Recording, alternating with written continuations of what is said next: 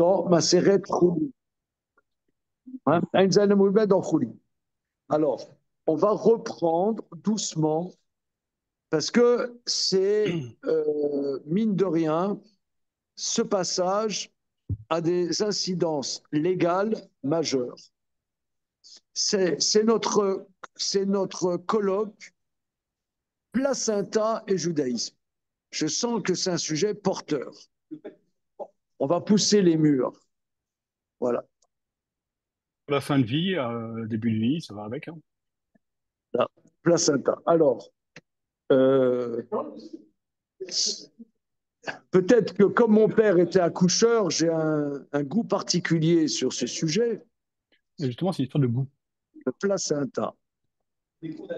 Bien. Alors maintenant, on reprend la Gemara doucement. On prend un Chumash, Vaikra, Yudalef.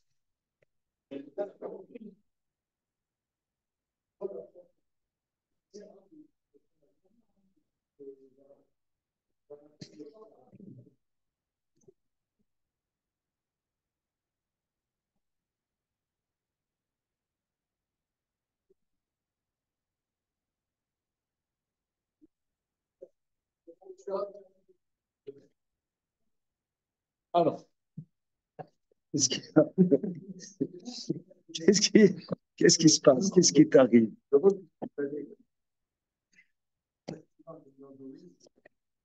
On est toujours touriste. Alors, on y va. Alors, je reprends. Je reprends pour bien s'imprégner. Je reprends la Mishnah. Ain Zain Amoudas. Donc, Daniel, j'explique. Ce qui est bien dans l'étude que nous faisons, c'est qu'on n'est pas là un jour ou deux, ça ne change rien. On est toujours sur le même point. Super.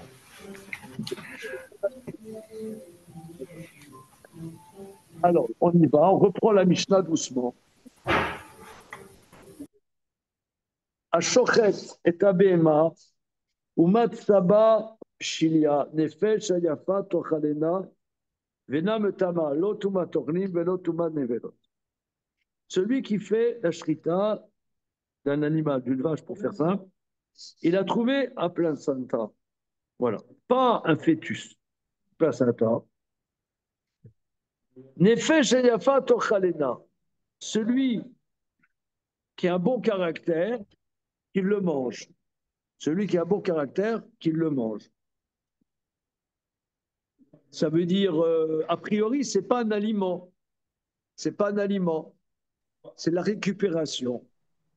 Voilà. Et c'est pas metamé toumatochrim. Étant donné que c'est pas un aliment, ce n'est pas susceptible de recevoir l'impureté. Alors, Rachi a expliqué,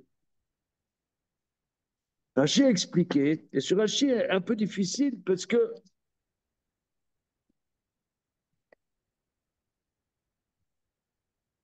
on ne dit pas que c'est le membre d'un animal vivant parce que c'est permis par la shrita de la mer.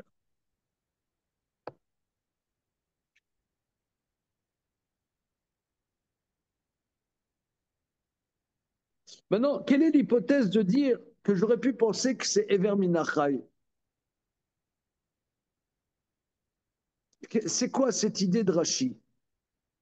Et parce qu'on pourrait manger le placenta sans faire la shrita à la vache. Le placenta, on pourrait le manger, le placenta en tant que tel, sans que et la vache pourrait toujours être vivante. On n'a pas fait la shrita de la mer et on sort un placenta, on sort un placenta Vide. vide. Et là, on ne peut pas Pourquoi le ce serait manger parce Ever que ça. Minachai? Pourquoi ce serait Ever Minachai? Mais c'est ce qu'on appelle la délivrance. Hein. Quand une vache met bas, le placenta vient après. D'ailleurs, s'il vient Oui. pas bien, il faut aller le chercher. Et on pourrait le manger à ce moment-là. Oui, Oui, mais mais quelle est ça ne veut pas l'hypothèse dire. de Rachi de dire que ce serait le membre d'un animal vivant? Parce que la vache est toujours vivante. Heureusement d'ailleurs. Oui, mais on n'a pas fait la shrita.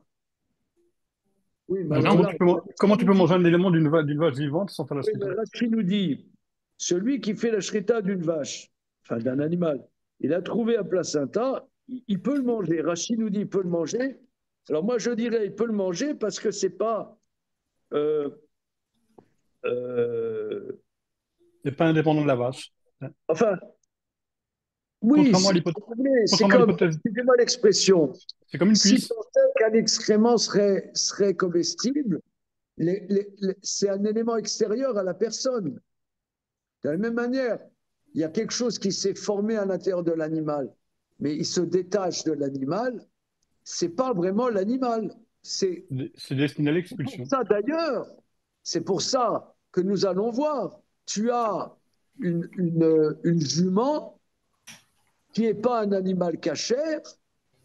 Est-ce que le placenta de la jument, si tant est que quelqu'un voudrait le manger, est cachère? Parce Et que c'est pas de c'est la pas de jument. la chair. Qu'est-ce qui est interdit? C'est la chair. Mais là, c'est pas de la chair, c'est un truc, si vous voulez. C'est un bidule. C'est pas la chair. La Torah nous dit, Mifsaram lotochelu, de leur chair, vous ne mangerez pas. Donc, j'arrive pas bien à saisir ce rachis. Et on a le Quelqu'un, même problème avec le lait de la vache. c'est comme On le te lait, dit par exemple. Ah, oui, alors, on dit, c'est très bien, le lait, kolayotse minatame tame.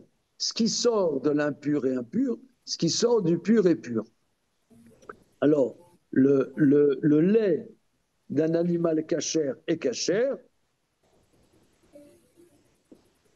le lait d'un animal pas cachère n'est pas cachère.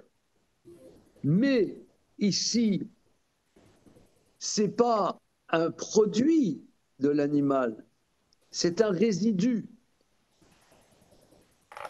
C'est un résidu. C'est pas de la chair, c'est pas le lait. La Torah nous interdit, on est dans des sujets qui s'appellent les aliments interdits. Mais quand c'est pas un aliment, c'est pas un aliment, eh ben, t'as pas, on n'est pas dans une sphère du permis et de l'interdit. C'est pas un aliment. Mais est-ce qu'on a raison de parler d'aliments et pas de parler, est-ce qu'on ne devrait pas plutôt dire parler de comestibles?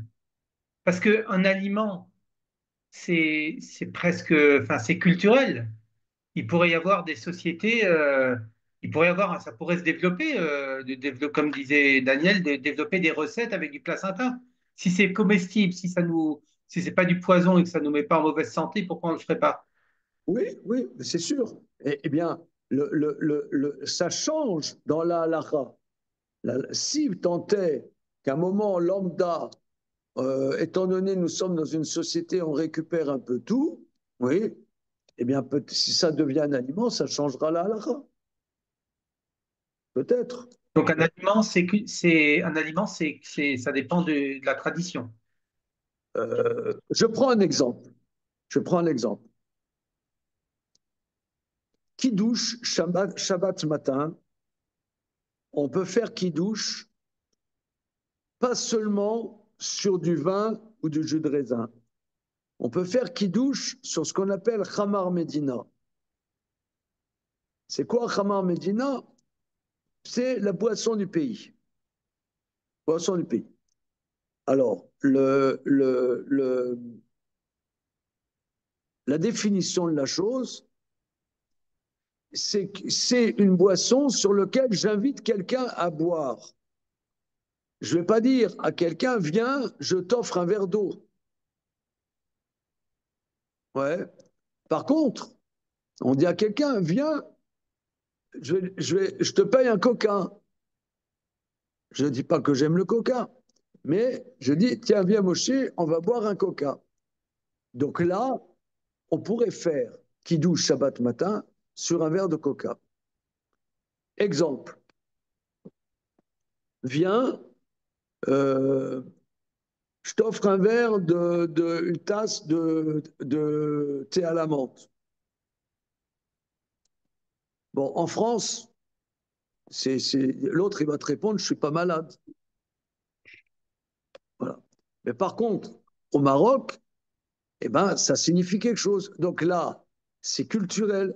Au Maroc, un verre de thé à la menthe, c'est quelque chose qui signifie quelque chose. En France, peut-être, quand il n'y a encore pas le grand remplacement majeur, oui, tant qu'il n'y a encore pas le grand remplacement, eh bien, le thé à la menthe n'est pas tellement significatif. Voilà. Donc, tu ne peux pas faire qui douche. Par contre, sur un café, oui. Tu peux faire Shabbat matin qui douche sur un café. Tu savais ça? Voilà. Voilà, viens, on va prendre un café, tu vois? Bien. Alors, maintenant, donc ça, c'est effectivement culturel. Maintenant, je reprends ce Rashi, parce que ça a des incidences. C'est quoi cette histoire du placenta? C'est quoi? Ça représente quoi? Alors, la Mishnah nous dit, ça ne rend pas tamé touma tochlim. Le placenta n'est pas un aliment, donc s'il a été touché par quelque chose d'impur, il ne reçoit pas l'impureté. Vélo tumlat nevelot, Rashi explique que si la vache elle est morte et qu'on sort ce placenta, ce placenta n'a pas le statut de viande pas cachère, de viande morte sans shrita. Voilà. Donc ça, c'est très important. Alors, on a vu hier dans Rambam des langages un peu paradoxaux, parce que Rambam dit, quelqu'un, il a mangé ça, il n'est pas condamnable. On a vu hier, celui qui mange du placenta d'un animal pas cachère, qu'est-ce qui m'a sorti là? Qu'est-ce que c'est ChatGPT qui a. Oui, j'ai interrogé mon intelligence artificielle préférée sur la question. Donc, je vous mets la réponse amusante, intéressante en tout cas, dans le chat. Si ça vous intéresse, vous pourrez voir dans quelles conditions on consomme le placenta, soit d'animaux, soit d'êtres humains. Ok, Donc, c'est ok, pas une hypothèse complètement farfelue. d'accord. Ok, alors maintenant, Rambam dit celui qui mange du placenta, de l'os, des tendons, de sabots, d'animal pas cachère, il est pas tour. Alors, on a vu hier, le char dit, il n'est pas tour, mais c'est interdit. On a vu que, alors, l'incidence, c'est ce que la Gemara va dire, si par exemple la peau de l'animal, le cuir de l'animal, on la cuit, recuit, jusqu'à ce qu'il devienne tendre et qu'il est mangeable. Alors, est-ce que ça reçoit l'impureté, ça s'appelle un aliment pour recevoir l'impureté, et est-ce que ça a le statut de l'animal d'où ça vient? Si c'est, par exemple, la Beraïta nous dit que l'os de cheval n'est pas interdit, n'est pas impur, parce que un morceau de viande de cheval, un morceau de viande de cheval est pas seulement pas cachère, mais source d'impureté. Mais si c'est un morceau de sabot et que ce sabot, on l'a bouilli, etc., ou du cuir, on l'a bouilli de cheval ou de porc, que sais-je, eh bien, c'est pas impur. C'est pas impur. Est-ce à dire que ce n'est pas assourd d'en manger? Est-ce à dire que c'est pas assourd d'en manger? Alors, dans Rambam, c'est ambigu. Alors, on reprend. J'ai mis hier en lien sur ce groupe WhatsApp, les photocopies de la tchouva de Rav Yereskel Abramski, hein, n'est-ce pas? Alors, on en est à la deuxième page. Tiens.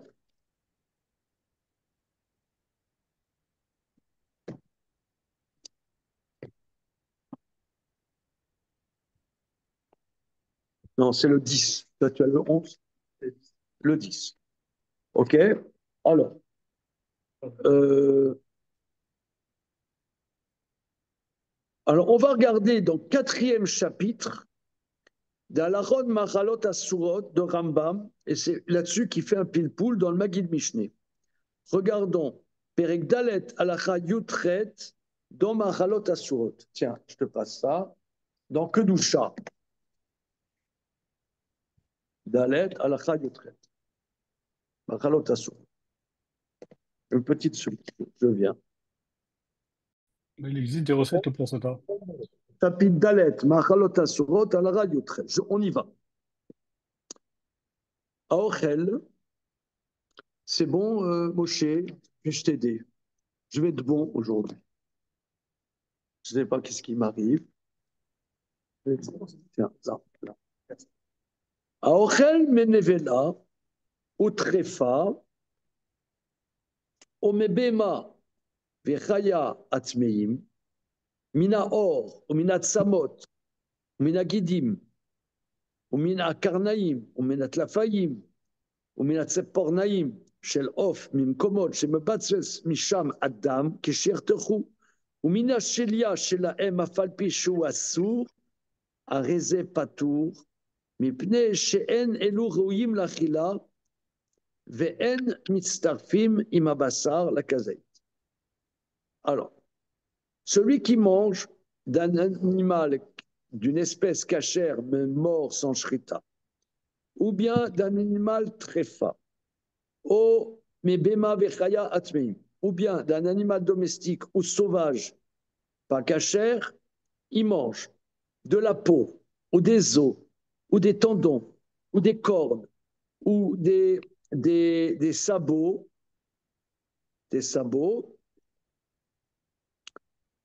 ou bien des griffes d'oiseaux, d'un endroit où quand tu le coupes, il y a du sang qui coule. Donc c'est la limite, si vous voulez.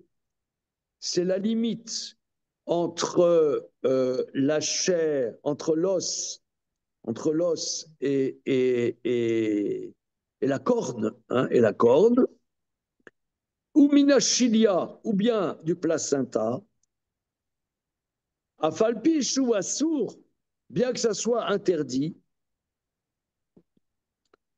c'est pas tour, parce que enelu reuyim lachila, parce que c'est pas des choses susceptibles d'être mangées, c'est pas comestible.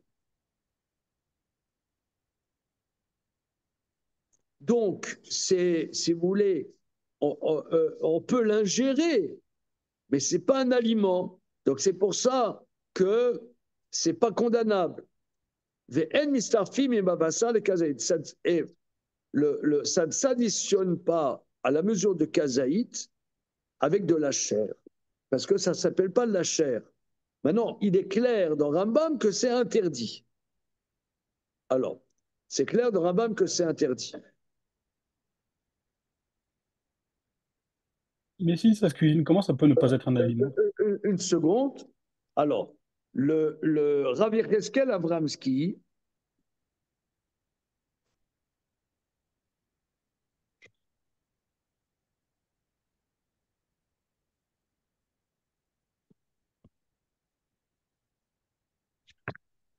alors, il dit d'aller voir le Maggid Mishneh. Alors, on va regarder le Maggid Mishneh. Donc, vous savez qui c'est le Maggid Mishneh, évidemment. C'est qui le Maggid Mishneh, messieurs? On lève la main droite et on dit je le jure. C'est qui le Maggid Mishneh? Sans regarder sur Wikipédia, parce que vous pouvez me demander, je peux vous dire qui c'est, hein, pas besoin de.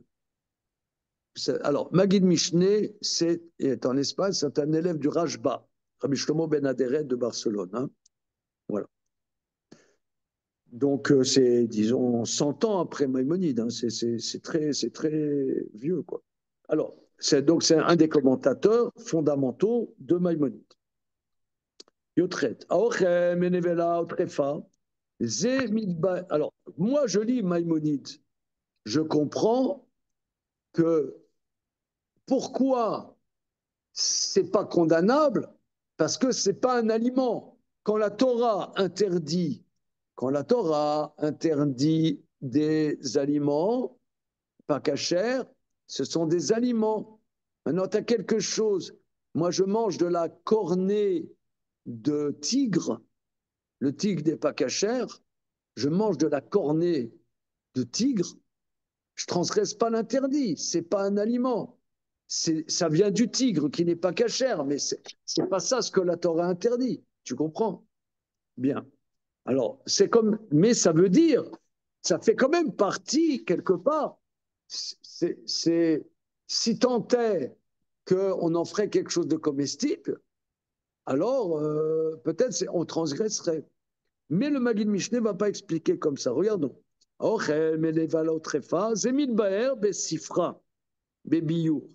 C'est expliqué dans le Torah de Kohanim. Bechulin, Aor Barotev, la peau, le jus, Atsamo, Gidim, Vakarnem, Metlafayim, Mitzarfim, les Tamé, Touma, Tochlim.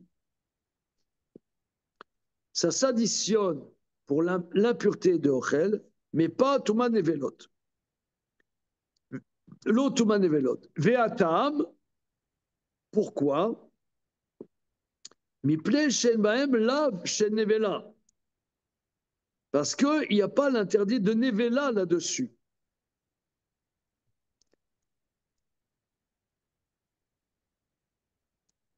Alors, est-ce que vous voyez la nuance? Pourquoi je reprends ce qu'on a vu hier?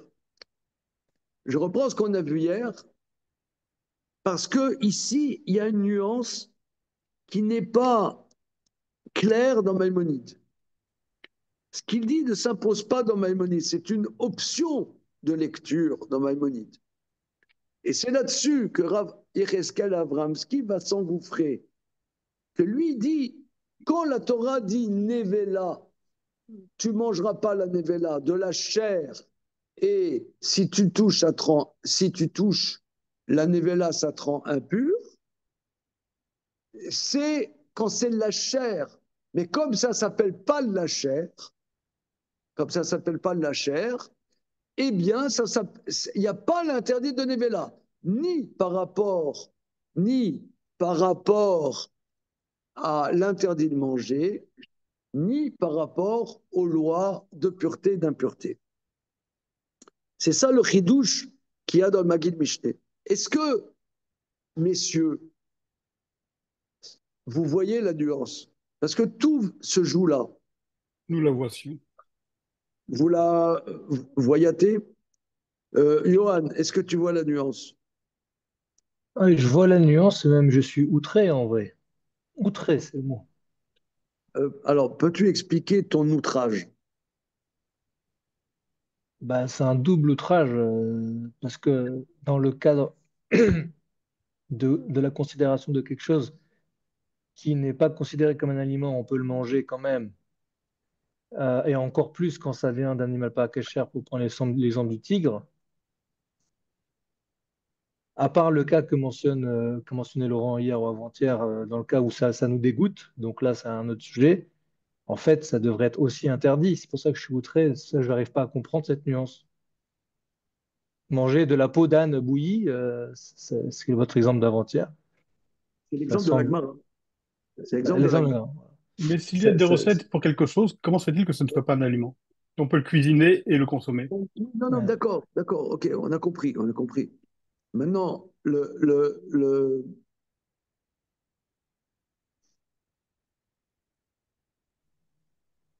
Pour prendre l'exemple, les ongles. Pourquoi est-ce que voilà. manger des ongles, ce ne serait pas un problème? C'est ça qui est compliqué à comprendre. C'est pas un aliment. Par exemple, et ça va être le sujet, tu vas faire de la gélatine, tu la fais, par exemple, à partir, je ne sais pas, si tant est avec de la corne, on peut faire de la colle. Bon, mais disons qu'on arrive à faire un aliment, enfin, un produit pour faire de la gélatine pour faire des entremets, hein, pour faire des entremets, eh bien, étant donné que c'est pas ce que la Torah interdit, la Torah, elle interdit un aliment, mais ça, c'est pas un aliment. On peut en tirer quelque chose, Mais ce n'est pas ce que la Torah parle. Ce n'est pas ce dont la Torah parle. Étant donné que ce n'est pas ce dont la Torah parle, ça sera permis. Alors, il y a un cas médian, hein, ce que nous avons vu hier. Si tant est que ça donne du goût, alors le goût ça sera interdit du fait du goût. Mais si ça vient d'un animal pas cachère et que ça n'a pas de goût, même si ça vient d'un animal pas cachère, c'est pas interdit. Ça, c'est la thèse que propose Rav Yereskel Avramsky. Nous allons continuer.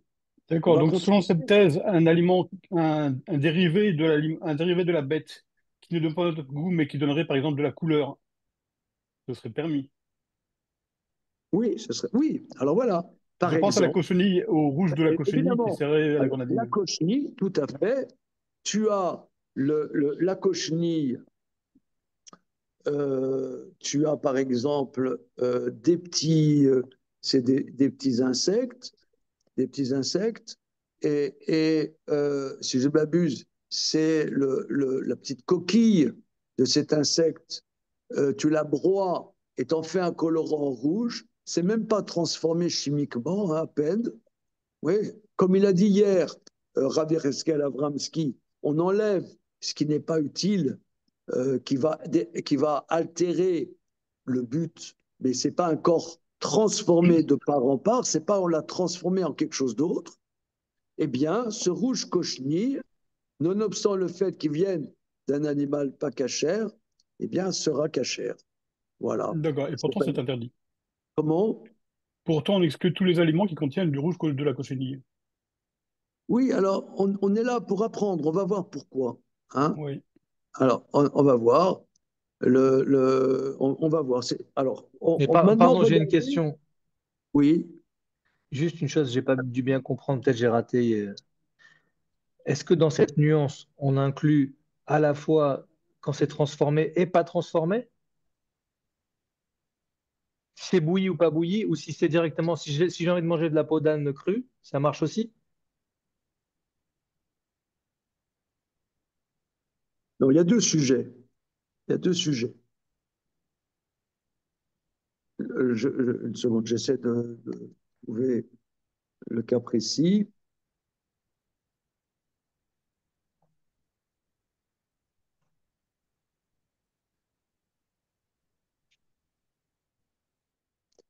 Il y a beaucoup de médicaments qui vont chercher dans des corps végétaux ou animaux euh, des molécules. Ces molécules, on les extrait et on va en faire un médicament. Voilà. Là, il y a une transformation radicale. Tu as, je ne sais pas moi, du venin de serpent, et ce venin de serpent t'en tire quelque chose, ou je ne sais pas moi, tu as le truc que là, les gens qui ont des problèmes cardiaques, ils prennent de la colchicine. Bon, la colchicine, c'est du végétal. Maintenant, tu extrais de la fleur ou du pistil, je ne sais pas quoi, par un produit chimique complexe, t'en sors des molécules et t'en fais un médicament. Mais là, il y a eu une transformation assez radicale. Ça, c'est vraiment d'une jolie fleur, t'en fais un comprimé. Ça, là, il y a eu un processus tu t'as transformé vraiment quelque chose. Bien. Ça, c'est un point. Ici, le sujet, c'est que tu as le sabot ou le cuir, la peau de l'animal qui n'est pas mangeable. Maintenant, cette peau qui n'est pas mangeable, tu l'as cuit, tu l'as recuit, tu l'as tendri, donc il n'y a pas. C'est un corps qui ne s'est pas transformé radicalement en autre chose. Tu l'as amélioré. Ou bien, par exemple, dans l'os, tu dissous le calcium de l'os et t'en sors l'océine avec laquelle tu vas faire la. Mais l'océine est dans l'os. L'océine est dans l'os. Tu l'as pas, t'as pas transformé. Tu as enlevé le calcium et tu retires un corps. Voilà. Donc là, tu n'as pas une transformation d'un corps en autre. Il est là, seulement je n'arrive pas à l'attraper. Je fais un produit chimique, j'enlève ce qui ne m'intéresse pas et je prends ce qui est présent. Donc, il n'y a pas une transformation d'un corps. Néanmoins, c'est pas ce que la Torah interdit. C'est ça la thèse. Maintenant, on est dans la lettre Guimel, dans la page 10 du Rabbi Yecheskel Avramsky. Ita bepsachim. Voilà. Il se trouve dans le traité Psarim d'Afkav Bet. Keshe utra nevela, I vechelba vegida utra. Anicha lemanama yesh begidim noten tam, yesh begidim tam basar, are agid anashe bekla nevela. Et là, le mandama en begidim benoten tam, maïkal mimbar. Mais d'après celui qui dit que dans les tendons ne donne pas de goût, qu'est-ce qu'il y a lieu de dire? Le mandama en begidim issour, noten tam basar, alma lav tam basar et beou. Velav nevela mikre, et la katsamod den etz bealma velo ishtare bekla nevela. הלא בדברי רש"י מפורש שהצמות פשיטלן שאינה בכלל נבלה. גם לעניין איסור, דאבינן איסור דנינן אחא.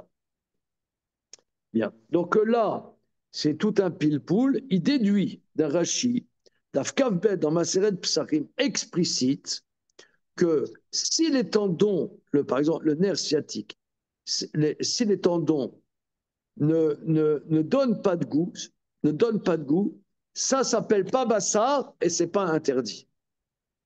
Ça s'appelle pas bassar, il dit c'est autre chose. C'est vrai que ça vient d'un animal interdit, mais ça s'appelle pas bassar, donc c'est pas interdit. Voilà, c'est explicite dans Rashi. Ok. Alors continuons. Kiyadoua à gélatine nase matsamot achare shel mityavshot keshte shani bechom hashem beretz odou. Vous avez le texte, vous l'avez, messieurs, le texte. Voilà. On va passer à la page 11. Kiyadoua, il est connu que la gélatine est faite d'os qu'on laisse sécher 2 ans au soleil, à la chaleur du soleil en Inde. Bon, alors Rav Yecheskel Avramsky, c'était à la fin des années 40, début des années 50. Hein, maintenant, est-ce que le processus de fabrication est le même 80 ans après ou 75 ans après? Je ne sais pas. En tout cas, en 1950, c'était comme ça. Ils récupéraient des os séchés au soleil en Inde. Donc, il n'y a pas lieu de discuter, de dire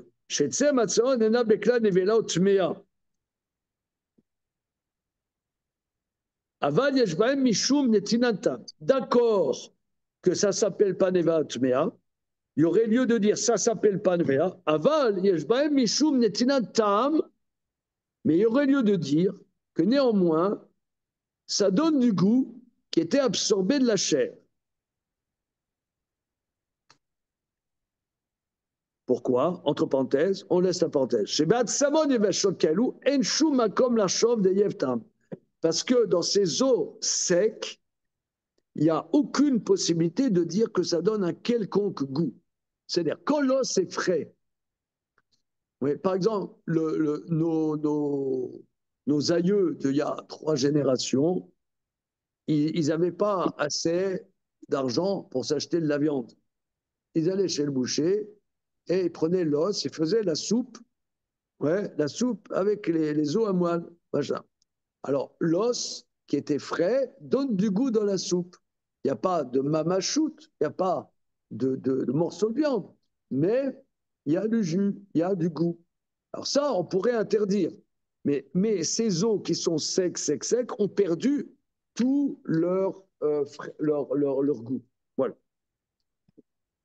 Aval le mito chez Davar. Mais dans la vérité de la chose, Rubam kekulam shelat samot, imlo achas kousim, afilou medan lachol lo yeftama. Il dit, mais la vérité de la chose, c'est la majorité des os, même quand ils sont frais, ne donnent pas du goût.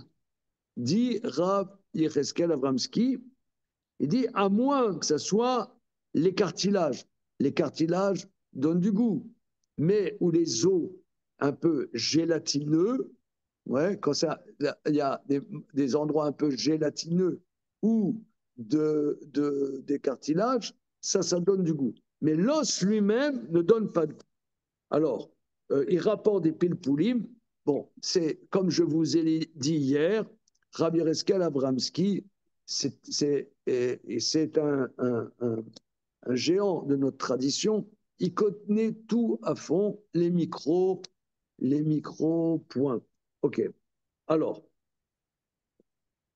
il rapporte des preuves, mais on va les sauter. Regardez, dans cette colonne, le fi-amour, d'après ce qu'on a dit, le fi-amour Ashekata Rambam, vous voyez en bas, et on va passer après à la page 12.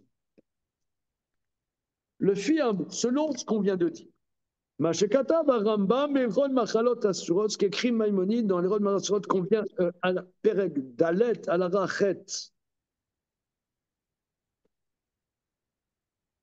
Bien, alors, on a fait la lacha tout à l'heure, on a fait la lacha Yutret, maintenant on va faire la lacha Chet, Perek Dalet, à la Chet.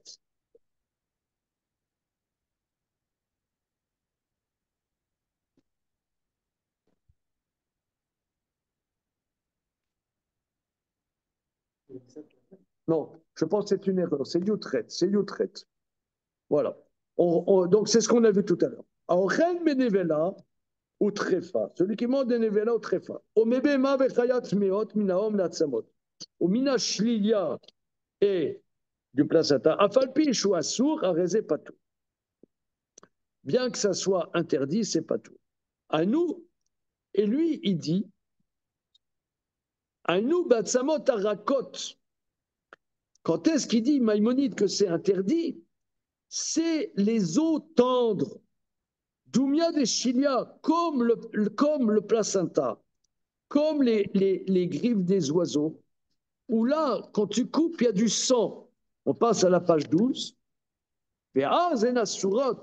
C'est interdit, parce qu'il y a du goût. Mais les os eux-mêmes, l'eau nirlelu, mais les os eux-mêmes, pas pas lorsque l'os est tendre, ne s'additionnent pas, ça ne s'appelle pas nevela du tout, et qu'il n'y a même pas d'interdit. Etc.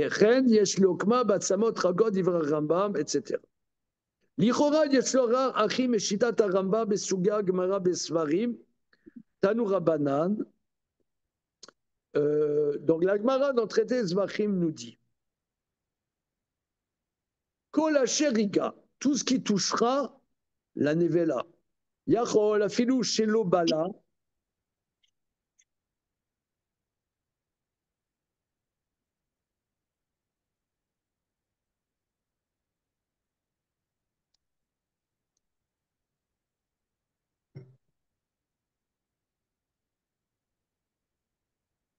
Oui, une seconde.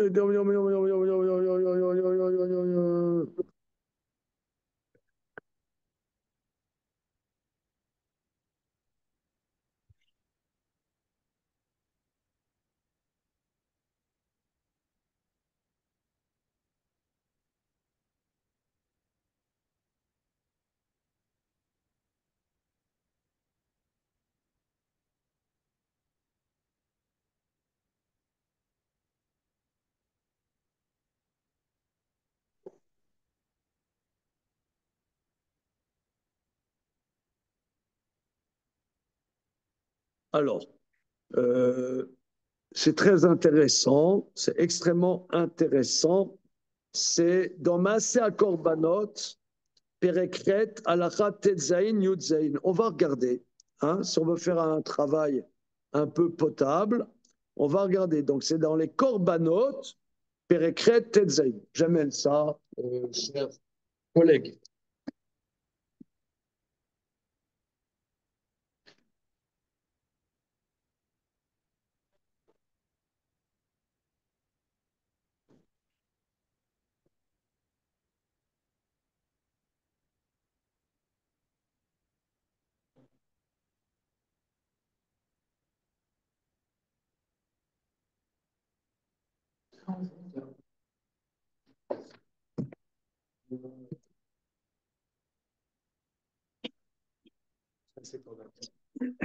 Vous voyez, en tout cas, quoi qu'on en dise, quelqu'un qui a la responsabilité, on pourrait dire nationale, comme Rabbi Yecheskel Avramski, il ne te donne pas une décision comme ça. Il va te l'approuver en long, en large et en travers.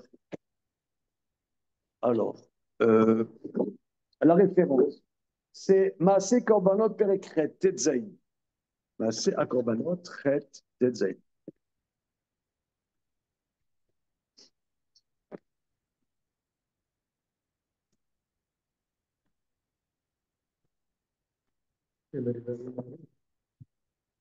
Alors, c'est dans Avoda, c'est pas dans Korbanot.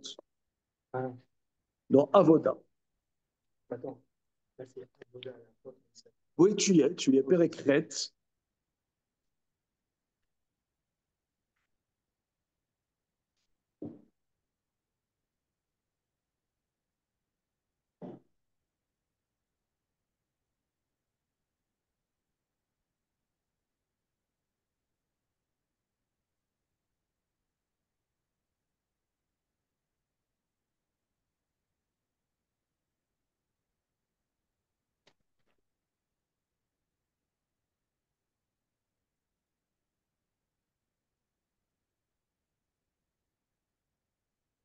Regardez le début du Pérécret. Pérek Shmini, le début, le début. Chomer, Bechatata Behema, Mesha Kodsha Kodashim. Il y a une gravité dans le Khatat Behema, c'est-à-dire un animal Khatat, un Khatat, des autres Korbanot. Il y a quelque chose de grave dans le Khatat Behema qu'on ne trouve pas dans les autres Korbanot. Chez Dam Khatat Behema, chez Nitaz Minakli, chez Kibel Bo Adam, Kodem Azaya, à la Beged, Taoun Kibouz Bemaïm Bazara, Shenema Basher Iza, Medama à la Beged, Asher Yazé Alea, Techabez Bemakom Kadosh. Donc, par exemple, on offre un korban khatat, mais khatat, un korban khatat, et avant qu'on ait aspergé, alors, on fait la shrita du korban khatat, on reçoit, le Kohen reçoit le sang dans un récipient, va amener le sang pour asperger sur la base de l'autel. Mais si ce sang, à ce moment-là, gicle sur un habit, il faut nettoyer l'habit à l'intérieur de l'enceinte du temple. Il ne faut pas sortir à l'extérieur avec cette tache, parce que ça a une sainteté du korban khatat, du sang korban khatat. C'est ce qu'il dit. Chez Dam khatat abema, du sang de khatat bema, qui a giclé du récipient dans lequel on ressent avant qu'on ait aspergé, et avant qu'on ait aspergé sur, voilà, et ça a giclé sur un habit, il faut nettoyer cet habit dans l'eau à l'intérieur de la cour du temple. Comme dit le verset, Vacher yazé medama à la beged, asher yazé alea techabe makom kadosh. Si ça a giclé du sang sur un habit, sur laquelle ça a giclé, on nettoiera dans un endroit kadosh, à l'intérieur de la cour du temple. Ok. Maintenant, on continue.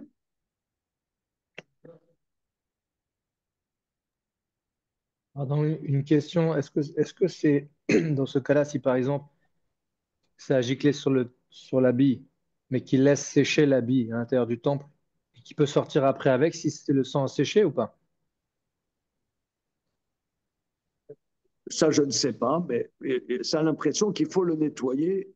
Il ne faut pas sortir avec de l'enceinte du temple. Bien. Ok. Alors maintenant,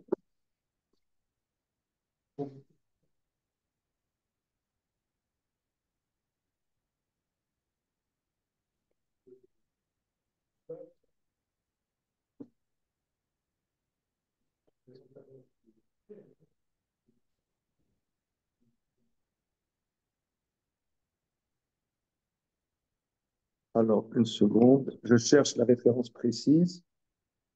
Perekret, Maaseh Korbanot, Perekret, Tetzaïn. Je ne vois pas le sujet dont on parle là.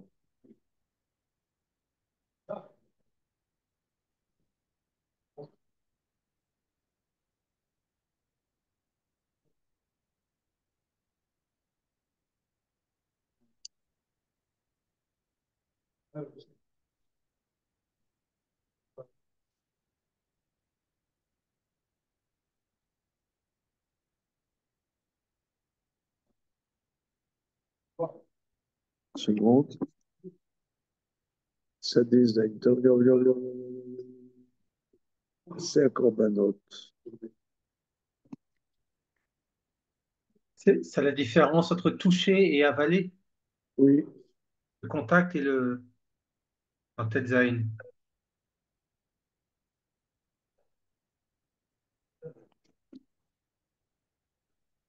Je ne trouve pas la référence dont il parle. Une petite seconde. Sadézaïn, non.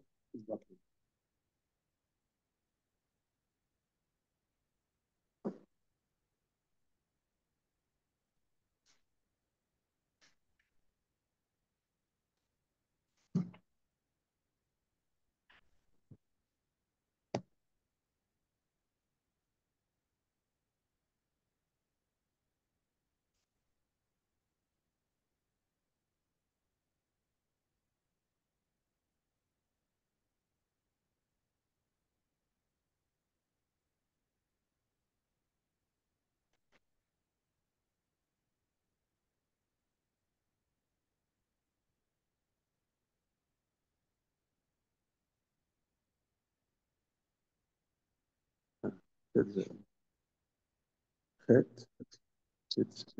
Tetzaïn. Ah.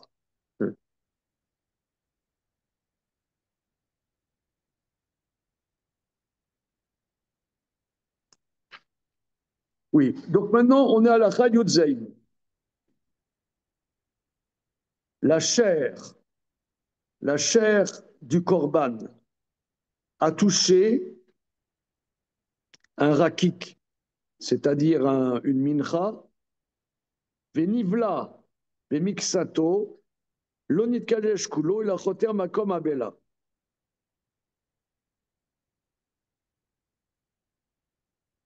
C'est pas Tetzain la référence? Il y a C'est pas celui tetzaïn dessus? et yutzaïn.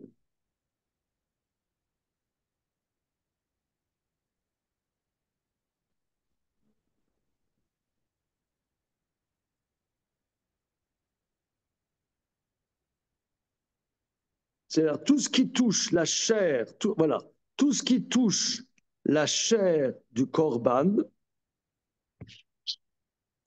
tout ce qui touche la chair du korban prend le statut de ce korban. Alors, l'alra tetzaïn, Bamed varim amurim, keshen ivlabo. Si ce qui a touché la chair du korban, ça a absorbé la chair du korban. Aval negia belo avla enam kadeshet. Mais toucher la chair du korban sans que c'est absorbé, ça ne rend pas kadosh. Voilà. Ça touche, mais ça n'absorbe pas. Et ça touche la chair. C'est ce que Ramam dit Yodzei. Naga besara berakik. Ça touchait la chair dans une galette et nivla bemksato, et ça s'est absorbé dans la galette, n'est rendu kadosh que l'endroit où ça a été absorbé. Donc il coupe l'endroit où ça a été absorbé. Alors, la source de cette halakha de Rambam, c'est la Gemara d'Avtsadeh que je viens de regarder, où là-bas on parle que ça touche la chair du korban, mais ça touche le carnaïm, ça touche la corde, ça touche l'os, et ben c'est pas kadosh. Voilà, c'est ça ce qu'il veut prouver. C'est pas kadosh parce que ça n'a pas le statut de chair. La Torah l'a dit, ce qui touche la chair, le karnaïm, etc., est exclu du statut de chair. Ce étant, c'est ce qu'il veut prouver. Voilà.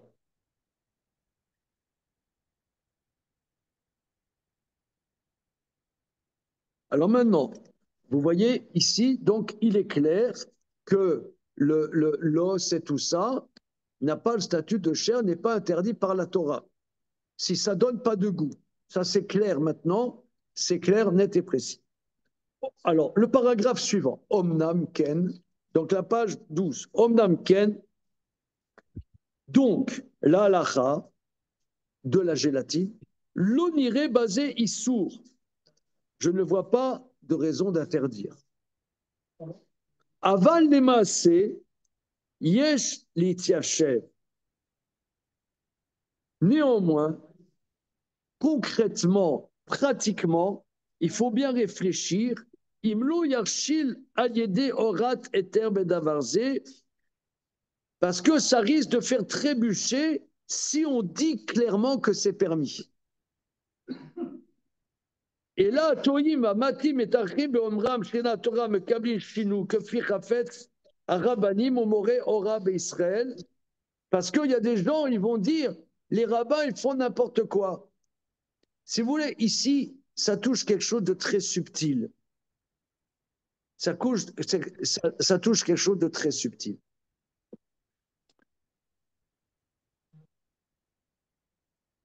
Que il y a des gens, ils vont dire, regardez, on a fait des flancs avec de la gélatine porcine et ça le tampon du rabbinat. Ces rabbins, ils font n'importe quoi.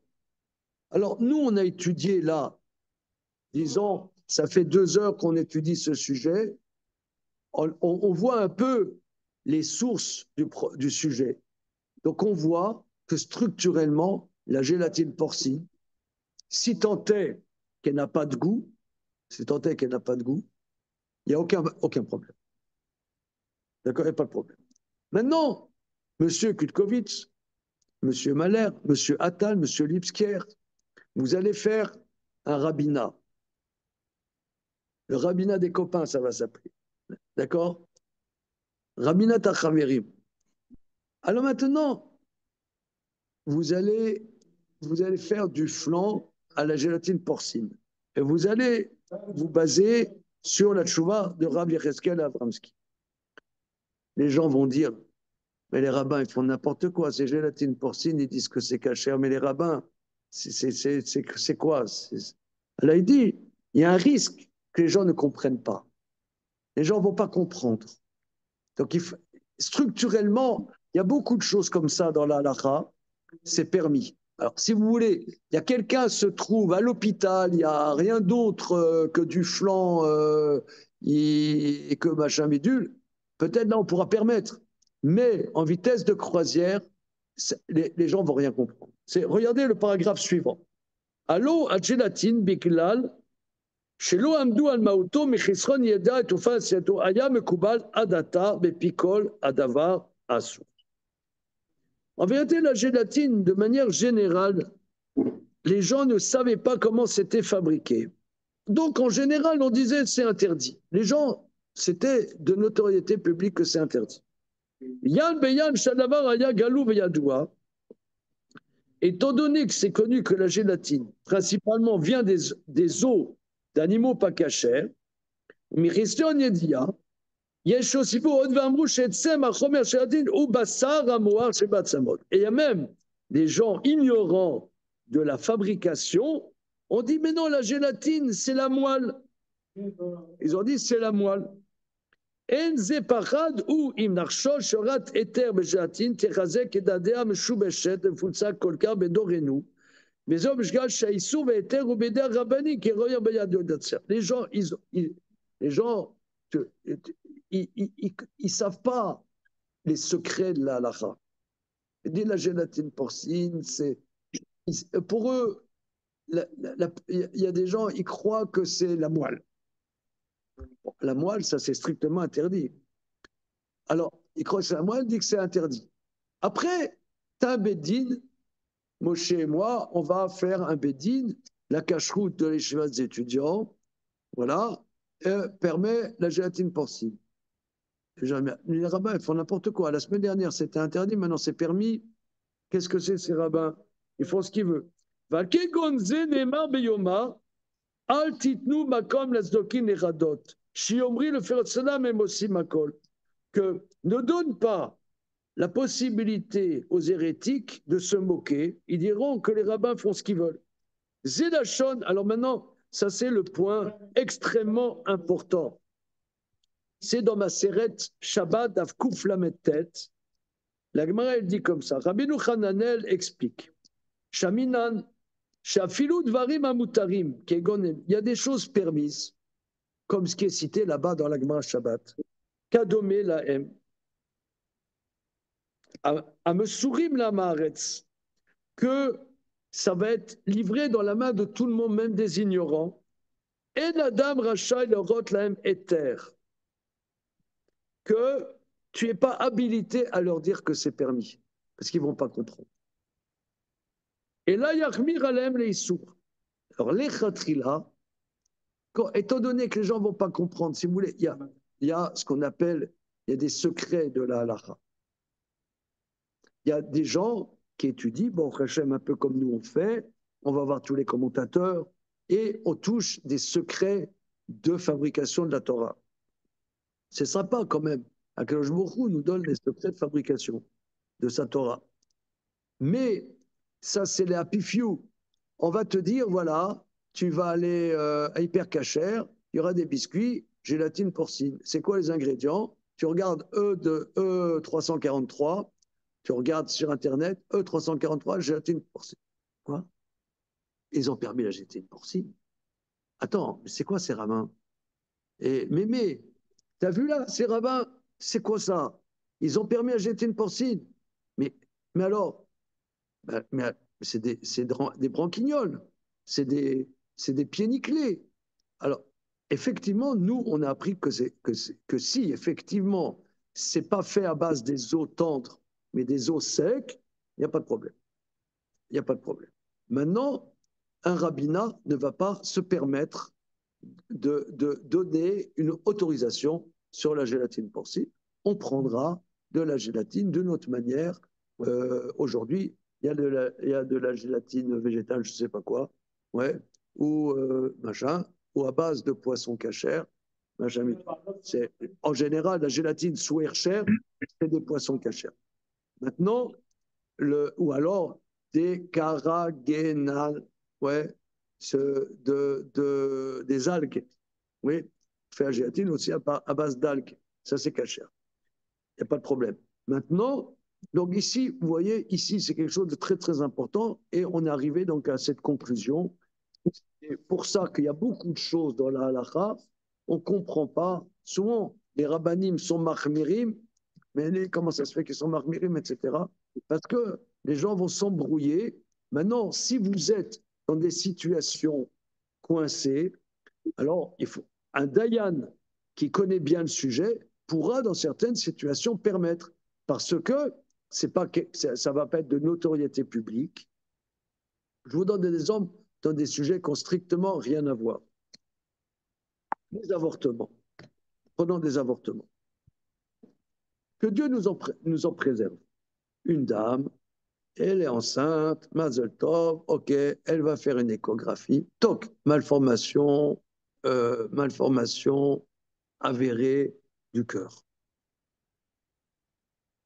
En langue, ou bien trisomie, machin milieu. Le Mazel Tov, il passe mal à travers le gosier. Alors, on sait, par exemple, dans les milieux Shomrei Mitzvot, on ne fait pas d'amniosynthèse. Pourquoi?